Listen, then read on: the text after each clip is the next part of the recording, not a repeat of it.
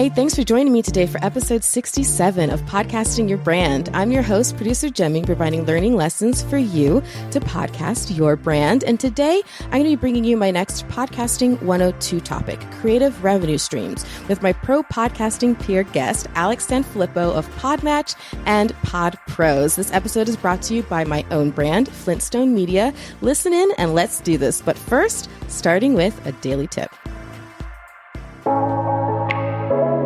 Hey, it's producer Jaime with your podcasting tip of the day. And this actually comes from a consultation call I did with a fellow wonderful member of our community. Hello, you know who you are. And she is considering joining a podcast network. So what we talked about was what, aside from just the genre, the niche, and the theme of the network, what are 3 things you really should consider? So this is what I told her. I said, number 1, you want to make a list of your own pain points. What do you need support with? What do you struggle with? And make sure that that network can meet those pain points. Number 2, you want to find out about the ownership of your content. What is the impact there? Is there any impact there? Are you giving up anything? That is super, super important. Probably the most important thing that you need to know. And number 3, you want to just this actually goes with any kind of partnership with your show. Do a quick background check. Do your due diligence. Are there any red flags associated with this network that you don't want associated with your brand? So those are 3 things, aside from just the theme or topic space of the network, that you really need to consider when considering joining your show to a network. Come back every day for free tips. Podcastingyourbrand.com. I'm producer Jaime.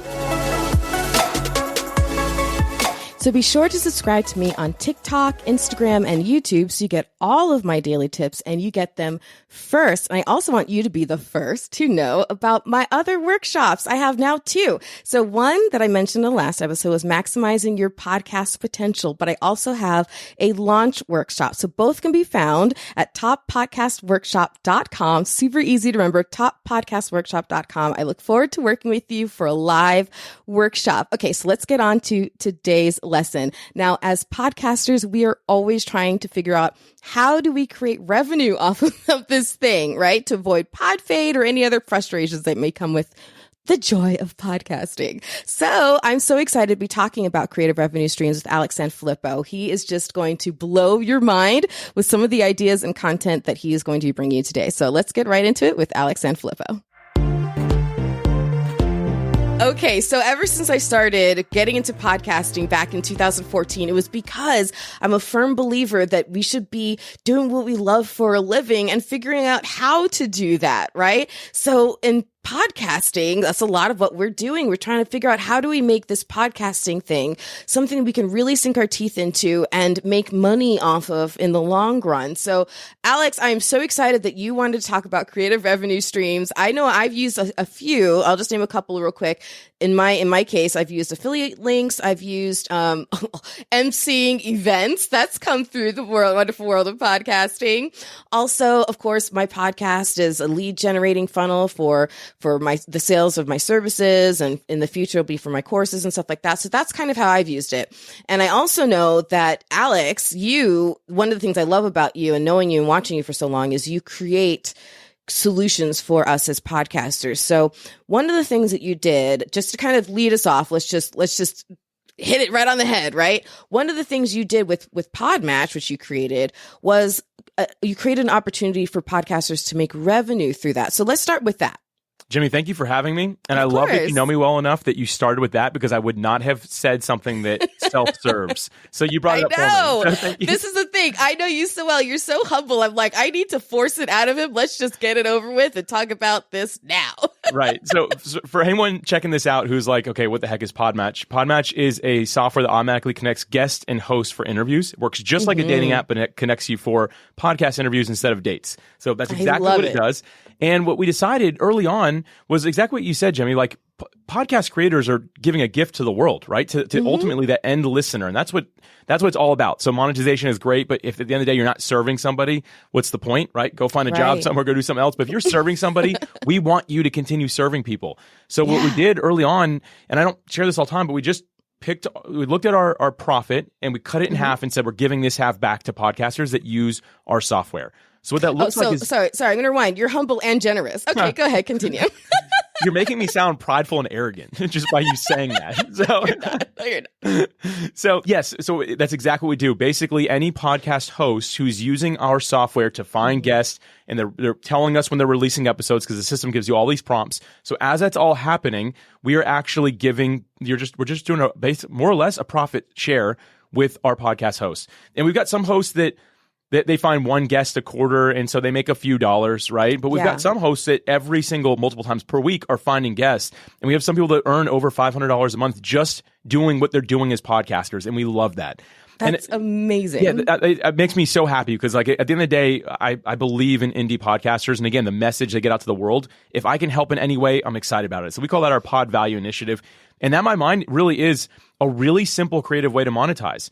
And beyond that, if I could add to it, sure, not just are you interviewing people and monetizing that way, but also anyone who reaches out to be a guest. What we've done internally is we developed just a quick automatic response. Hey, thanks for reaching out to be on our show, Podcasting Made Simple. You have to message us through PodMatch. Here's the profile.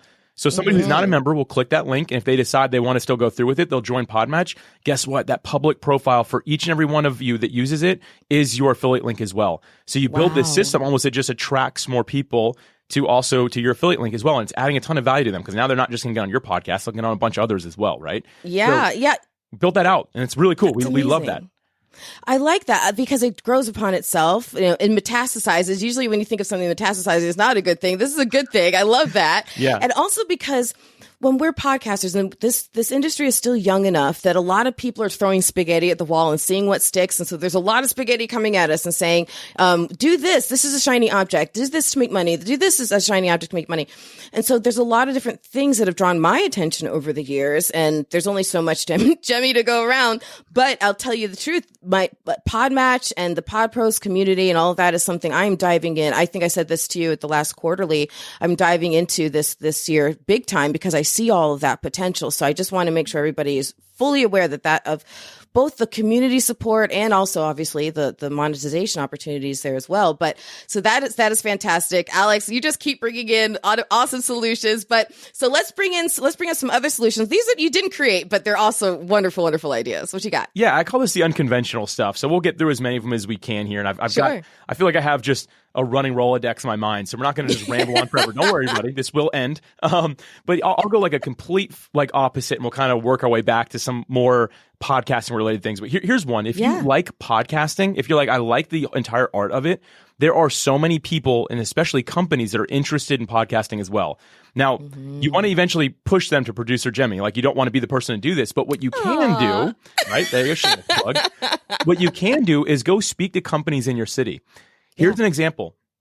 I had somebody call me one day and they're like, hey, you seem to be a podcasting guy. I'm like, yeah. Will you come speak to our Keller Williams office about podcasting? Just tell us what you've learned. We don't need you to set one up for us. We just want to learn if there's any opportunity for us or anything like that. When they did this, I wasn't some expert, but they paid me hundreds of dollars for 30 minutes of my time. That's amazing. And actually, you're reminding me that the first time I ever spoke about podcasting. Similarly, I got a knock on the door through my email from the Mystery Writers Association of Florida. I think that's what their name was. And so, I went and talked to them about both the benefit. The first half of the presentation was the benefits of having your own podcast. And the second half, you'll love this, was the benefits. This was foreshadowing my relationship and friendship with you, Alex. The second half was on the benefits of being a guest on podcasts. Look at that. That's what I preach. That's what I preach. So let me take this idea a step further, though. After I did that, this was not my lane, and I knew that. So I didn't pursue it any further. But guess what I could have done? I could have called every realtor office in town saying, I just told this to Keller Williams. Would you like me to come speak over there? I could hire a VA for $8 an hour, $6 an hour, and say, blast this out to every bank, every financial firm. Oh, you're giving me some to-dos for my team there today. You go. You should do this because you can also produce it. So you can be like, and the end call to action is you all need a show. Call me when it's time. Here's my card, right? Pass it out. Anyway, that's another really interesting monetization idea that I just think most people haven't considered. And again, that is not for everybody, even not for me, like I said, because I realized that wasn't my lane. But somebody who's really loving this podcasting thing, still finding their grip, get out there and help. That's a really easy thing you can do. And don't forget, the people you're probably talking to know nothing. So I'm not telling you that all I'm saying is you don't have to be the leading expert because they're not going to ask you any questions that aren't just a total snowball, right? Like, it's all going to be very simple for you. Right. You've been there, done that. So just pull from your own experience. And if there is a question that is above your head, here's how I've handled in the past. You'd be very honest. You say, I'm not quite sure. I haven't faced that yet, but let me go. I have a lot of amazing friends and peers in the community. Let me just bring that question to them and I'll circle back to you. And they appreciate that so much because now they know that not only do you have a lot of knowledge, but when you don't, there are people in your circle who do. So yes, they still lean on you. Right. So my next one here, again, I'm going to bring it back now a little bit, right? Yeah. I call this one a marketing boost. And I like this one a lot because it it does grow your show if you do this as well. Mm-hmm. This is when I'm like, hey, Jaime, I really enjoyed our conversation on the show. This is post, right? And I recommend not automating this. Just make it true. If it was actually very a good interview, organic. Do this. Yeah. Organic, make it natural. I really enjoyed our conversation. It was really good. I was wondering if you'd want to throw some marketing dollars at this so we can boost it on social media to get more people to listen to it because you're really doing a good job driving them to your brand and it raise a lot of awareness for you.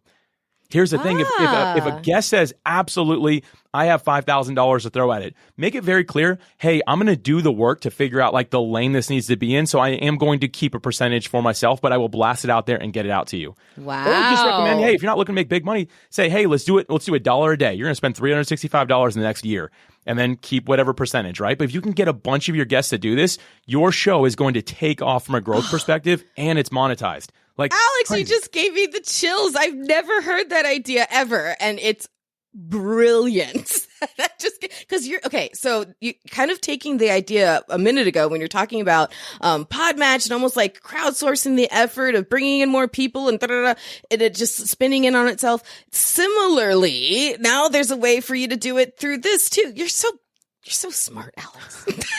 I've heard all just so y'all know, I've learned this from other people along the way. And maybe it was a variation, right? Right. It's one I'd never heard before, but I heard little pieces of it. And it's cool because you're spreading you're not just taking on all the risk yourself. Right. You're sharing that with it's so brilliant. And the thing to add, if someone heard that and they're like, well, I don't really know how to run ads, that's perfect. You can use, there's all kinds of podcasting tools and you can reach out to producer Jaime who will lead you in the right direction because one just be evergreen and they seem to show up and leave at any given time. There you go. And no better way to learn how to do ads than with somebody else's money. Right? No kidding. Exactly. And you can get pushed in the right direction so you're not taking up all your time. But anyway, keep a profit for yourself. That's important. And you need to make that known. What I don't recommend doing, again, is automating this to be like, hey, Jaime, guest, we had a great time, didn't we? If you would like to boost it. No, it needs to be organic and natural if it's going to work. Not everything's made to be automated. So I digress, but that's my point there. So people heard me talk with Mark Savant about ChatGPT. This might be one of those things you just reserve to keep it yourself. Keep it yourself. I agree with that. I agree with that. So the next point I'll give is along these same lines, and it's what I call a skip the line option. So a lot of people they have books they want to talk about. They have some time sensitive, time bound thing they're trying to promote. And for a lot of us podcasters that start doing a good job, we have a backlog.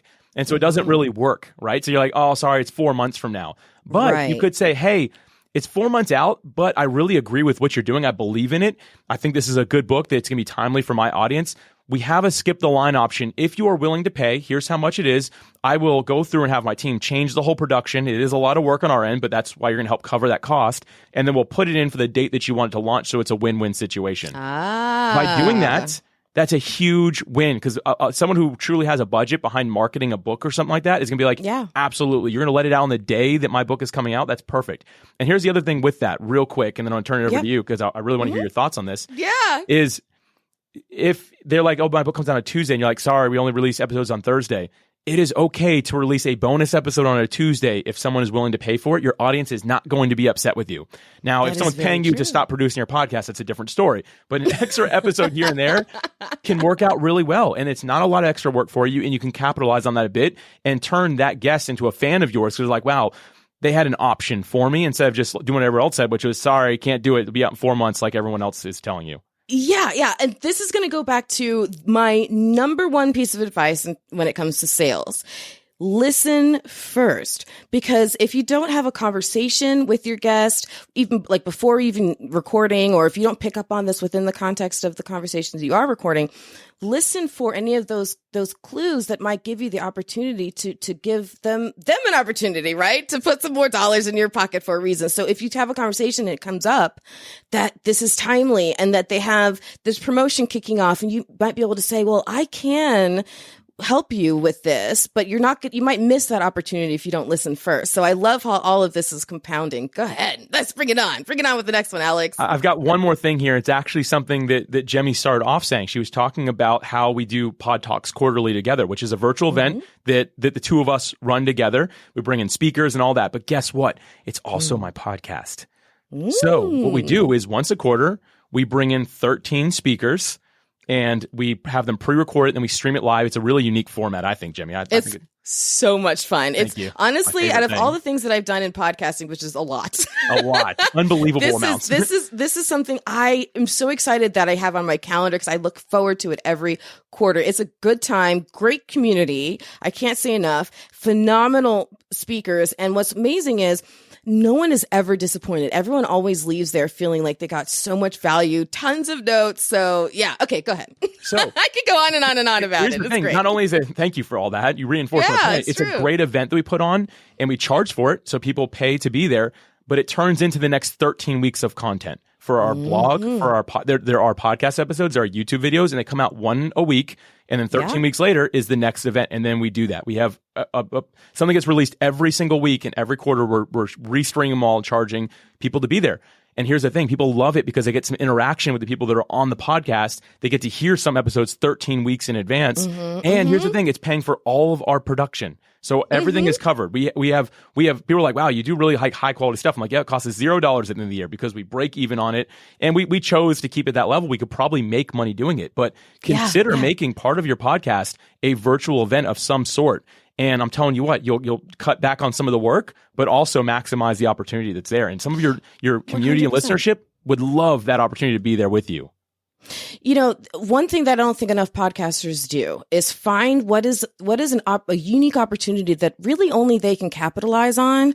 You know, if you have a show, if you have a community, if you have a business, you have a what is it as an element of that you can bring into the show that nobody else really can? And so you being able to say, hey, I have this whole entire PodPros community. I can think outside the box of how I can make this content, create this content, and use it and have them kind of, you know, feed into each other that way. So you listener, as you're watching, think about what is unique about your own situation that you can possibly bring in. Are you a board member of some organization? Can you maybe bring in those people as interviews? Whatever it is, like think about creative ways that you can use what you're already involved in, what's already part of your ecosystem, and bring it into your podcast. And if you can think of an opportunity that helps you monetize, even better. That's so brilliant. So brilliant. Okay. So you've given us so many really wonderful ideas. And I think my listeners' creative juices are really flowing right now, of course. So let's talk about one more thing that people can do. Because, you know, I mentioned before, one of the ways that I use my podcasting is lead generation for my podcast services. But I have yet to write a book. Hopefully one day soon. We're all waiting. A lot of people, we're all waiting. We're all waiting. I mean, it'll be a comic book. But one day I'll have it.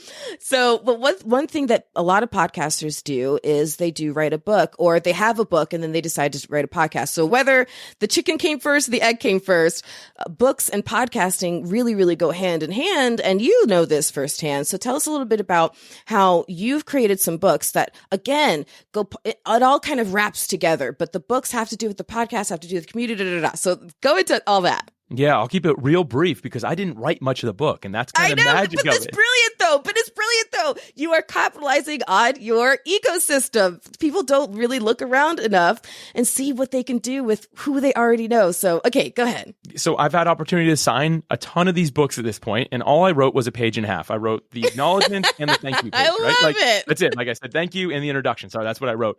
But the thing is, your summits make your podcast. Your friends make your book. This is great. Right? There you go. You're brilliant. It's a beautiful thing because we built a community around it. And so if you're just for me, we have the software softwares, right? So it's specifically around the softwares, but if you have a podcast, it can be your guests collectively being the co-authors in the book. And that's exactly what we did. We had 30 people together make up these 2 books, and we had somebody run the process who knew the book publishing space, unlike me or anyone else in the group, right? But we just put all of our expertise together, and you can do that with your past guests. And guess what we did? We charged these authors to be part of it. Like, it's just part of the process, because we were like, hey, we need to break even on the production cost, right? And then we donate 100% of, I've made it very point. I was like, I never want to see a penny from this. 100% of any profit needs to get donated. And we kind of pick those causes and stuff like that. Sure. You should take profit. I'm telling you that now. We make profit from our software. That's why we give other things away. But I think it's just important to think about, okay, who have I talked to and what have we talked about? And is there something we can do together because of this?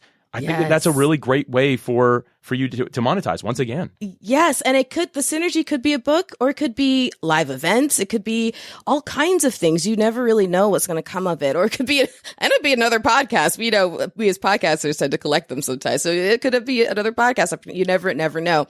But wow, we could really go on forever, because you're so brilliant in so many different ways, and you've contributed to podcasting and the scene in so many different ways that I have a feeling you're going to be able to come on and do this with me off multiple topics. But if you are listening and watching this, please take one of those and really start to flesh out a good idea for yourself. Because here's the thing.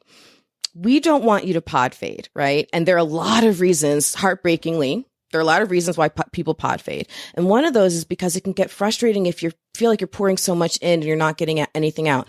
One of those things that you can get out of it can be, the value of the conversation itself, but also, let's be real. Value of money is great. It's a great motivator. It keeps you from pod fading. So if there's a way to defray your costs and even make it profitable, thank you, Alex, for giving people some more ideas. So how can people continue to find, follow, and support you? Yeah, thank you again. This has been so much fun. I enjoy any sort of collaboration we get to do. So thank you, Jaime. I appreciate it. Yeah, if you're interested in anything I do, podpros.com/win. It'll give you 5 quick wins as a podcast guest or podcast host. You can read all of it in under 5 minutes. I don't ask for email address or anything like that. And from there, you can find everything I do. But podpros.com/win has got it all. Fantastic. We'll put links in the show notes. Alex, thank you so much. I can't wait to see what else you bring on the horizon for us as podcasters. As the industry grows, your vision just keeps growing. So keep bringing it on, Alex. Thank you so much. Yeah, thank you again for having me. I really appreciate it. Absolutely. Now let's end with one more of my daily tips. And be sure to subscribe to me on TikTok, Instagram, and YouTube so you get all of my daily tips and you get them first. And if there's anything that you want me to address in a future daily tip or in a future episode, please feel free to email me, Jaime, Jaime, at flintstonemedia.com. I'll be more than happy to do so. This is producer Jaime, almost signing off for now, because we have one more daily tip to bring you. And remember, the only thing more powerful than your voice is your spirit to use it. So turn that mic on. Now, let's get to our other daily tip. Hey, it's producer Jaime here with your daily tip, and we're going to continue our focus on monetization this week. And if you have an intention to monetize, you need to set your table. Just like if you're getting ready for a party or a big dinner at your house, whatever, you got to have the table set in order for people to want to come and be a part of it. So what do I mean by setting a table? That means creating maybe a segment on your show or an element to your show that can be specifically sponsored. So for example, it could be a gamified segment like a trivia segment, or it could be an audience engagement segment like answering an audience email. That could be sponsored.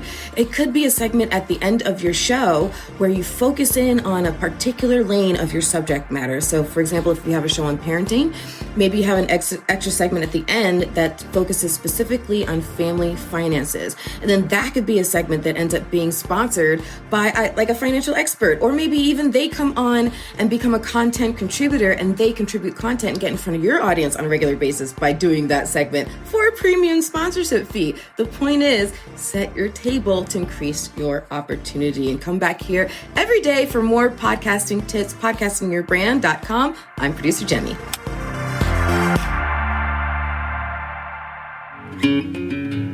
Flintstone Media has been building brands through the power of podcasting since 2014, serving as an award-winning and highly resourceful podcast production house and consultancy firm.